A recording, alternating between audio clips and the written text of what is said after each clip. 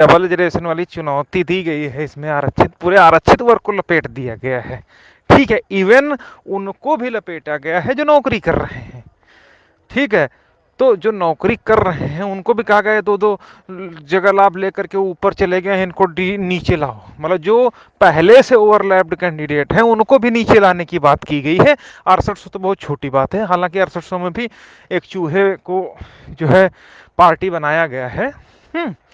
तो अब वहां पर न वो पक्ष रखने आ रहे हैं न ये पक्ष रखना है, जबकि अगर ये लागू हुई, जिसकी पॉसिबिलिटी मैं नहीं कहता हूं, क्योंकि जो जज साहब हैं शुक्ला जी हैं, तो मैं उनके यहाँ किसी भी तरीके की शिथिलता बरतने वाली नहीं है। उसको आप इस तरीके से समझिए कि जो 973 डबल रिजर्वेशन रेट है 973, उसमें विपक्ष में यानी कि विरोधी जो बनाया गया है वो आरक्षित वर्ग के अभ्यर्थियों को बनाया गया है। उसमें से कुछ जॉब कर रहे हैं, कुछ 6800 हैं, कुछ अन्य हैं, मतलब उसमें अचयनित भी हैं, 6800 वाले भी हैं, और वो हैं जो पहले से जॉब कर रहे हैं। तीनों कैटेगरी के बंदों को पार्टी बनाया गया है उसमें। फॉर एग्जांपल जैसे महेंद्र पाल हैं, तो महेंद्र पाल का चयन नहीं हुआ है, उनको पार्टी बनाया गया है। ठीक है, हालांकि पार्टी सब बनते हैं, लेकिन मुख्य रूप से कुछ कुछ लोगों को मुख्य पार्टी बनाना पड़ता है। ठीक है, तो अचयनित की तरफ से महेंद्र पाल को बनाया गया है।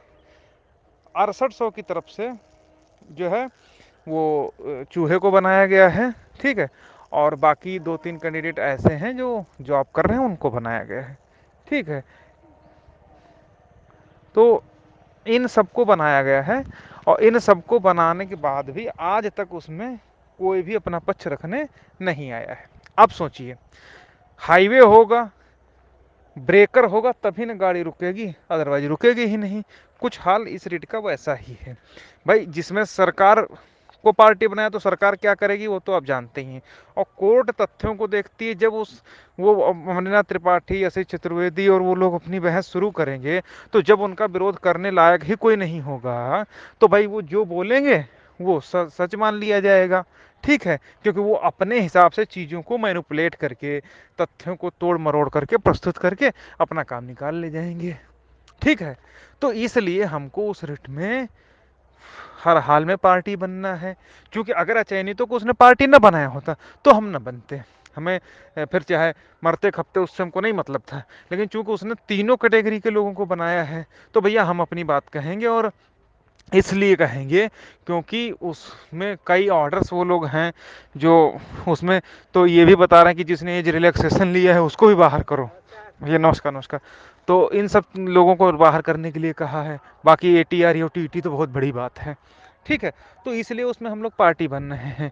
ठीक, और मेन चीज यही है कि भाई सिंपल सी बात है, जैसे अगर हमारे कोई विरोध में ही नहीं है, ठीक है, जैसे हमारे कोई विरोध में नहीं है, तो जो हमको मर्जी होगी, जो हमारे हिसाब से होगा वो हम बोलेंगे कोर्ट के सामने, और अपनी बात कह के फाइल उठा के निकल जाएंगे। तो कोर्ट तो उन्हीं तथ्यों, भाई एक्स पार्टी हो जाएगा ना कि केवल वो हर व्यक्ति अपने फेवर की बात बता करके हट जाएगा, तो वो अपने फेवर की बात बता करके हट जाएंगे। ठीक है, तो इसलिए हम लोग उसमें विरोध करने के लिए उसमें हम लोगों को पार्टी बनना बहुत जरूरी है। ठीक है, तो इसलिए हम लोग उसमें जो है अपनी बात कहने के लिए बन रहे हैं। तो मोटा मोटा ये चीज़ है, इसीलिए सारी बातें कही जा रही हैं। इसीलिए हम लोग जितने भी लोग हैं जो अभी तक नहीं किए हैं, जो लोग सक्षम हैं, सभी लोग जो भी सहयोग कर सकते हैं ज़्यादा से ज़्यादा वो लोग करें। कोई हमको बहुत ज़्यादा ज़रूरत भी नहीं, कुछ पैसा हमारे पास है, 55-60 हज़ार रुपये की आवश्यकता है, तो उसको भी कर दिया जाए, बस इतनी सी है। हालांकि ये काम कल शाम तक ही करना है।